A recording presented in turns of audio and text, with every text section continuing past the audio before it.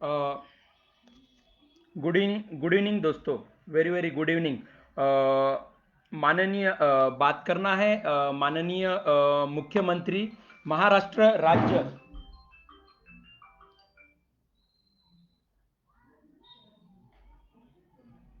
महाराष्ट्र राज्य श्री उद्धव भाऊजी ठाकरे जी से बात करना है। सबसे पहले माननीय मुख्यमंत्री महाराष्ट्र राज्य उद्धव भाऊ ठाकरे जी से मैं उनको कुछ पुरानी यादें याद दिला देना चाहता हूं। जब मैं बहुत छोटा था और बाला साहब ठाकरे जी के वीडियोस टीवी के ऊपर भाषण वगैरह आते थे, तो मेरे को एक अलग से फील होता था कि एक इंसान एक भगवा कपड़ा डाले और बात ऐसे करते, आंखों में आंखें डाल के बात करते, तो बहुत अच्छा लगता था कि एक जुनून सा आ जाता था कि नहीं भाई, इस इंसान में कुछ तो ऐसी बात है जो बहुत प्रशंसनीय है, ऐसे लगता था। तो बात क्या थी? तो सत्य बात थी, और बात करने का उनका जो लहजा था वो बहुत एक जबरदस्त लहजा था।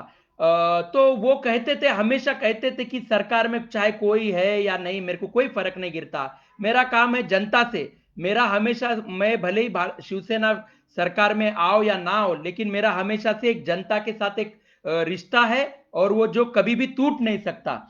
तो इतना उनका बात करने का तरीका इतना अच्छा था। और उनका बात करने का ही नहीं, तो उन्होंने जिस तरह से शिवसेना को पूरे खेड़े खेड़े तक, खेड़े पाड़ों तक पहुंचाया, और मैं देखता था कि खेड़े पाड़ों में भी अगर कोई आंदोलन करता था जनता की ओर से, सरकार से अगर लड़ने का काम कौन करता था, तो वो शिवसेना करती थी। तो वो कुछ पुरानी यादें मेरी आज ताजा हुई है।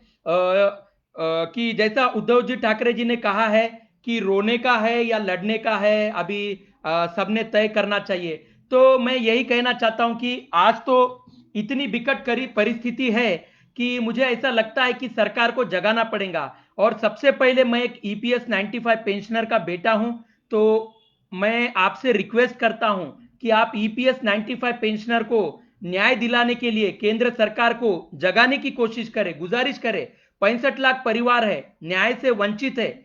क्योंकि इनके ऊपर गलत क्यों हुआ है? क्योंकि भारत की जो केंद्र सरकार थी उस समय पे कांग्रेस पार्टी रूलिंग में थी। देखिए, कौन सी पार्टी रूलिंग में है ये मैटर नहीं करता है, लेकिन भारत सरकार के थ्रू वो गलत स्कीम वहां पे लगाई गई, जिसका नुकसान, जिसका खामियाजा ये गरीब ईपीएस 95 पेंशनर्स आज भी भुगत रहे, जो कम तनख्वाह में काम किए और रिटायर होने के बाद मात्र 1,000 रुपए, 200 रुपए, 500 रुपए पेंशन लेके अपना जीवन बिता रहे, इस महंगाई को टक्कर देने की कोशिश कर रहे, लेकिन दे नहीं सकते। अपना आत्मसम्मान पूरी तरह से उनका वो खो चुके। 30 साल, 35 साल, आप सोचिए। मैं माननीय मुख्यमंत्री उद्धव जी ठाकरे जी से कहना चाहता हूं कि आप 30 साल सर्विस करते हो, 35 साल सर्विस करते हो, और रिटायरमेंट होने के बाद आपको, आपके पास पैसा ही नहीं है।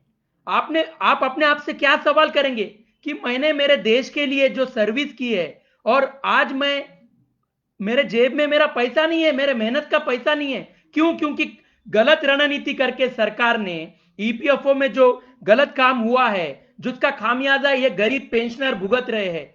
तो ठीक है, सरकार के ऊपर कभी बिल नहीं फटता है, लोकशाही है। सरकार और नेताओं के बिल, सरकार और नेताओं के ऊपर बिल नहीं फटता है, तो वो बिल गरीब जनता नहीं फेरना पड़ता है, क्योंकि गरीब जनता पेट के लिए काम करती है, और नेता लोग जो काम करते हैं वो देश को आगे लेके जाने के लिए काम करते हैं। लेकिन जो गरीब जनता होती है वो अपने पेट पानी के लिए काम करती है। तो पेट पानी के लिए काम करना बहुत बड़ी बात नहीं है, करना ही पड़ेगा, जिंदा रहने का है तो करना ही पड़ेगा। तो फिर उनका नुकसान भी हुआ तो काय को देखने का? गरीब जनता का अगर नुकसान हो रहा है, उनका स्वाभिमान, देखिए, नेताओं का स्वाभिमान इंपॉर्टेंट है, उनको, उनके नाम को धब्बा नहीं लगना चाहिए, लेकिन गरीब पेंशनरों को जिल्लतों से जीवन गुजारना पड़ता है, तो गुजारना उनका कर्तव्य है। क्योंकि उन्होंने सिर्फ पेट पानी के लिए, उन्होंने देश के लिए काम कहां किया है? उन्होंने अपने पेट पानी के लिए, अपने बच्चों के लिए काम किया है, और उनका कोई योगदान भी नहीं है देश में। तो मैं माननीय मुख्यमंत्री जी उद्धव ठाकरे जी को याद दिलाना चाहता हूं कि शिवसेना का एक समीकरण है, शिवसेना ने एक इक्वेशन बनाए वाला है, 80% समाजकारण और 20% राजकारण। तो मैं ये पूछना चाहता हूं माननीय मुख्यमंत्री उद्धव जी ठाकरे जी को कि ये 80% में गरीब पेंशनर आते हैं क्या?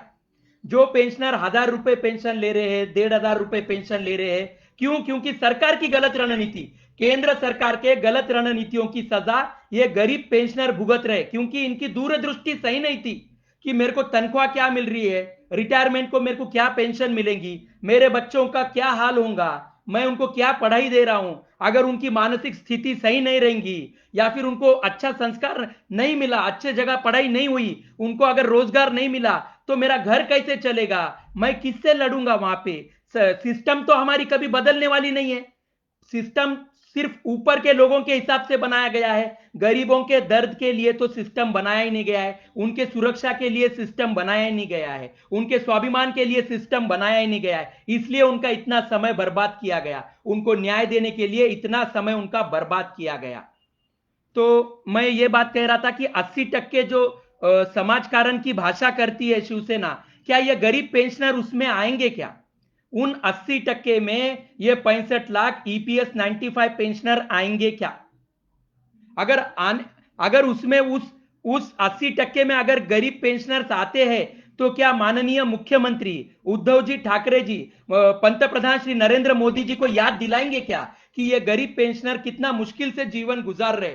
यहां भी महाराष्ट्र में भी 13-15 लाख पेंशनर है उद्धव भाऊ, महाराष्ट्र में भी 13-15 लाख पेंशनर्स है, लेकिन वो किस तरह से जीवन गुजार रहे हैं? सरकार की गलती है। देखिए, फैमिली पेंशन स्कीम सरकार ने लाई थी और ईपीएस 95 में बाद में 95 में कन्वर्ट करने किया तो वो सरकार ने किया, बिना पेंशनर्स को एजुकेट किए ये काम हुआ है। अब वो गरीब लोग जिनको दूरदृष्टि ही नहीं है इसलिए वो नौकरी कर रहे, नहीं तो वो भी नेता बन जाते थे। अगर उनको पता चलता कि नेता बनने से परिवार सुरक्षित होता है तो वो भी नौकरी नहीं करते थे, पेंशन सरकार में नेता बन जाते थे। एक साधारण नगर सेवक भी अच्छे से कमा लेता है, फिर ये गरीब पेंशनरों का नौकरी करके 30 साल 35 साल नौकरी करके उनकी आत्मनिर्भरता किसने छीनी है? ये किस तरह का राजकारण हुआ है उनके जीवन पे?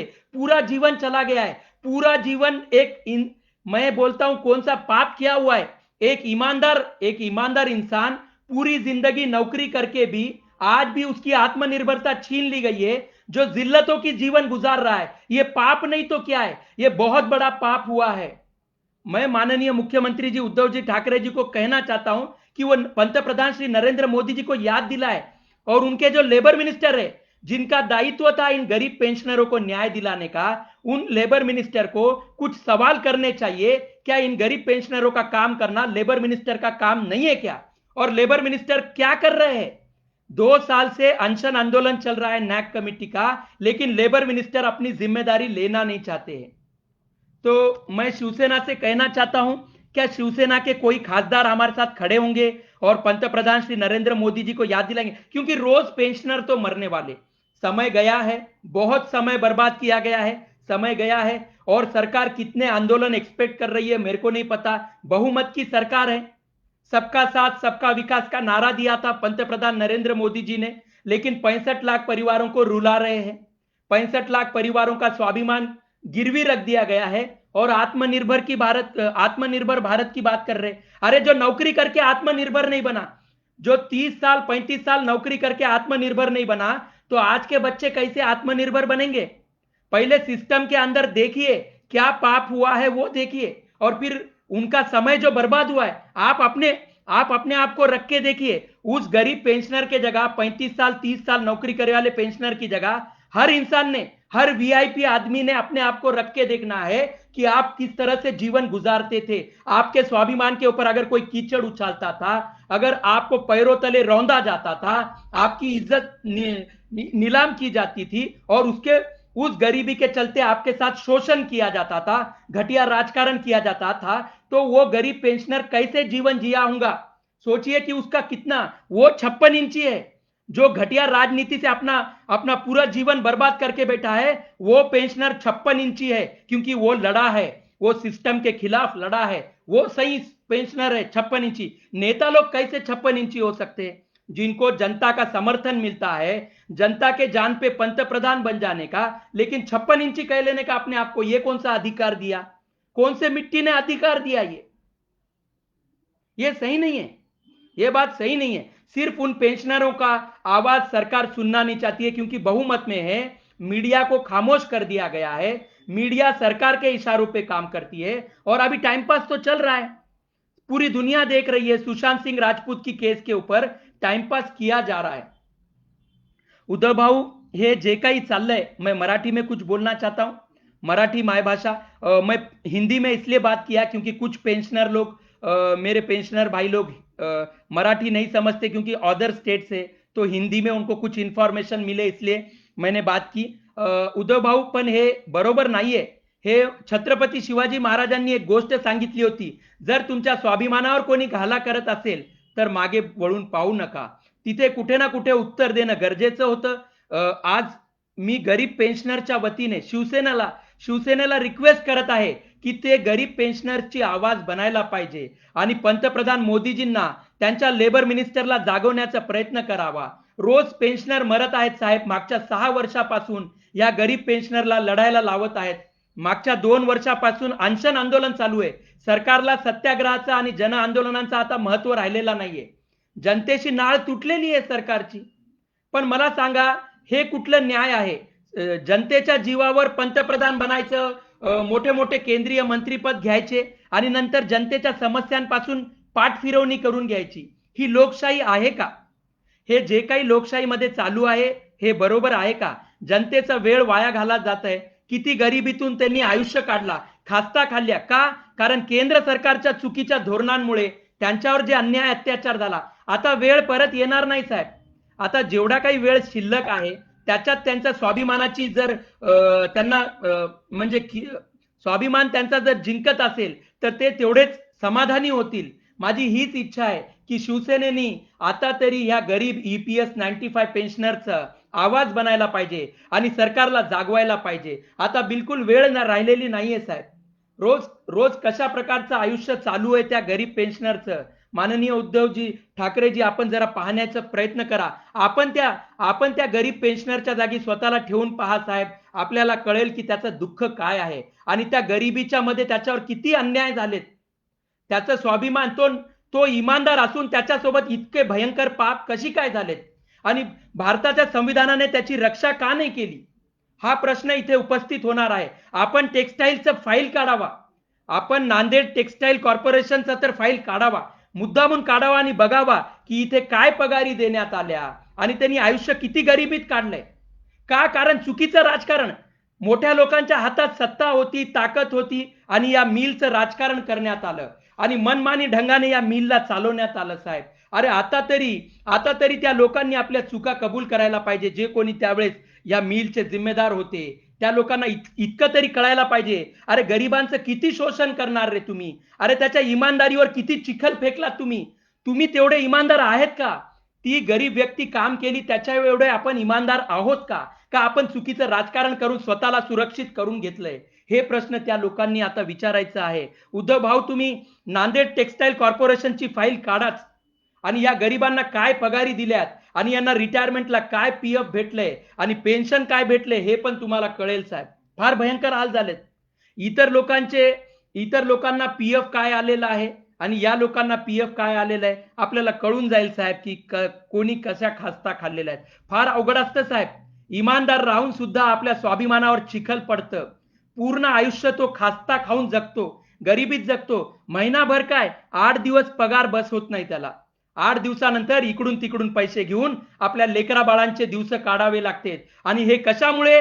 तर चुकीच्या राजकारणामुळे केल्या गेला आहे। अरे किती या केसला दाबण्याचा प्रयत्न केला साहेब, भरपूर या केसला दाबण्याचा प्रयत्न केला, कारण वेळ जाईल आणि आपण आपलं आयुष्य चांगल्या प्रकारे जगून घ्यायचं आणि ह्या पापामधून आपण मुक्त व्हायचं, म्हणजे आपलं पूर्ण आयुष्य जगून घ्यायचं। पण ही केस दाबून ठेवायची जेणेकरून आपल्यावर चिखल पडता कामा नये, असं राजकारण करण्यात आलंय साहेब। फार रडणं येतं साहेब। उद्धव भाऊ, फार रडणं येतं मला। आज जर बाळासाहेब जर जिवंत राहिले असते तर मी कदाचित हा प्रश्न त्यांच्या पुढे पण मांडला असता, पण ते जिथे कुठे असतील त्यांची आत्मा ते मला 100% ऐकत असतील आणि मी त्यांना सुद्धा हीच गोष्ट सांगत आहे की या सरकारचं डोकं ठिकाण्यावर आणा। या गरीब लोकांना अजून छळू नका। या महागाईमध्ये ते जगू शकत नाहीयेत आणि ते इमानदार असून आणि त्यांची काहीच चूक नसताना सुद्धा त्यांच्यावर हा गलिच्छ राजकारण करण्यात आला साहेब। अतिशय गलिच्छ राजकारण करण्यात आला आणि हे भयंकर पाप आहे. आणि भारत सारख्या देशामध्ये अशा गोष्टी बिलकुल चांगल्या नाहीत साहेब, बिलकुल चांगल्या नाहीत. जे काही झालं हे अत्यंत गलिच्छ झालेलं आहे. उद्धव भाऊ, आपल्यापर्यंत हा व्हिडिओ कसा पोहोचेल मला माहित नाही. मी शिवसेनेचे जे कोणी माझे मित्र लोक असतील, शिवसेनेचे कार्यकर्ते, पदाधिकारी, नेतागण जे कोणी असतील, माझी आवाज आपल्यापर्यंत पोहोचण्याची कृपा करवावी. शिवसेनेच्या पक्षप्रमुखांपर्यंत माझी आवाज पोहोचवण्याची किंवा एखाद्या नेत्यापर्यंत माझी आवाज पोहोचवण्याचा प्रयत्न करावा. आणि प्लीज ह्या EPS 95 पेन्शनरसाठी आपण पंतप्रधान श्री नरेंद्र मोदीजींना जरा बोलण्याचा प्रयत्न करावा साहेब, आणि या सरकारला जाग करवा. रोज पेन्शनर मरत आहेत साहेब. सरकार एकच प्रश्न विचारा की भारत सरकारला या गरीब पेन्शनरला न्याय द्यायचा आहे का नाही. नाही द्यायचं आहे तर आम्ही मरणारच आहेत साहेब. 90% आयुष्य आम्ही दुःखात काढलेलं आहे. राहिलेले 10% जीवन पण समाधानी आम्हाला जर आमच्या स्वाभिमानाची जर विजय होत नसेल तर असंच मरण पसंत करणार साहेब. आता वेळ राहिलेला नाहीये. सरकारने आपली शेवटची भूमिका घ्यावी. आम्हाला न्याय द्यायचा आहे का नाही द्यायचा आहे. नाही द्यायचा आहे तर मरून जाऊ द्या आम्हाला असंच. तर मी जे कोणी शिवसेनेचे पदाधिकारी मला ऐकत असतील किंवा कार्यकर्ते मला ऐकत असतील, आपल्या खासदारांपर्यंत, आपल्या आमदारांपर्यंत, आपल्या लोकप्रतिनिधींपर्यंत त्यांनी ही आवाज पोहोचवावी. आणि जेणेकरून हे शिवसेनाच्या वरिष्ठ नेतागणापर्यंत माझी आवाज जाईल. आणि EPS 95 पेन्शनर, माझी एकच अपेक्षा आहे की शिवसेना EPS 95 पेन्शनरसाठी सरकारशी बोलावं, केंद्र सरकारला जाग करण्याचं. आणि लेबर मिनिस्टरचं साहेब, हे कर्तव्य भारताच्या लेबर मिनिस्टरचं कर्तव्य आहे. पण त्या लेबर मिनिस्टरनी निष्काळजी दाखवलेली आहे. मागच्या 6 वर्षापासून हा लेबर मिनिस्टर या गरीब पेन्शनर्सला छळत आहे, बिलकुल लक्ष देत नाही. आंदोलन 2 वर्षापासून बुलढाणाचा अनशन आंदोलन माननीय कमांडर अशोक राऊत साहेबांच्या नेतृत्वामध्ये 2 वर्षापासून चालू आहे. आणि माननीय कमांडर अशोक राऊत सरांनी आपल्या आदरणीय नीलम गोरेताई, आमदार शिवसेनेच्या ज्येष्ठ नेत्या आदरणीय श्रीमती नीलम गोरेताईपर्यंत नॅक कमिटीच्या वतीने EPS 95 पेन्शनरचे कित्येक निवेदन देण्यात आलेले आहेत साहेब. आपल्याला जर या विषयावर अधिक माहिती हवी असेल तर आपण आदरणीय श्रीमती नीलमताई गोरेजींना पण विचारू शकता.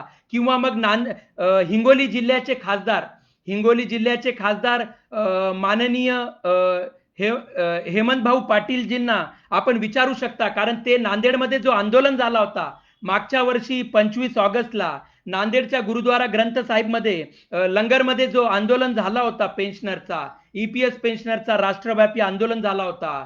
तर त्या आंदोलनाला माननीय हेमंत पाटील जे आले होते, तर त्यांना सुद्धा या विषयावर भरपूर माहिती आहे. तर आपण माननीय हेमंत पाटीलजींना विचारू शकता. किंवा आदरणीय श्रीमती निर्मला गोरेताईंना सुद्धा आपण विचारू शकता EPS 95 बद्दल. आणि प्लीज आपण केंद्र सरकारला बोलण्याचा प्रयत्न करावा आणि काय ते हे सोक्ष मोक्ष करून द्यावं. रोज पेन्शनर लढत आहेत, मरत आहेत आणि सरकार अजून जागत नाही, फक्त सरकार बहुमत मध्ये आहे म्हणून. आणि जर असंच जर चालत असेल तर देशात लोकशाही कुठे उरेल? लोकशाही उरेल की नाही? आणि प्रत्येक व्यक्तीचा स्वाभिमान, त्याचा आत्मसन्मान आणि त्याच्या आर्थिक, सामाजिक आणि राजकीय सुरक्षेची जिम्मेदारी ही भारताच्या प्रत्येक लोकप्रतिनिधीवर आहे आणि त्यांनी हे कर्तव्य बजवायलाच पाहिजे साहेब. मी मुख्यमंत्री उद्धवजी ठाकरेजींना ही शेवटची विनंती करतो की त्यांनी EPS 95 पेन्शनरसाठी कळकळीची विनंती आहे साहेब की आपण एकदा भारताच्या पंतप्रधान श्री नरेंद्र मोदीजींना ह्या विषयावर लवकरात लवकर बोलावं साहेब. जय हिंद, जय भारत, जय महाराष्ट्र. ज्येष्ठ भारत श्रेष्ठ भारत, ज्येष्ठ भारत श्रेष्ठ भारत. नॅक कमिटी जिंदाबाद, नॅक कमिटी जिंदाबाद. अशोक राऊत सर आगे बढ़िए, अशोक राऊत सर आगे बढ़िए. सत्यमेव जयते. थँक्यू सो मच मित्रांनो.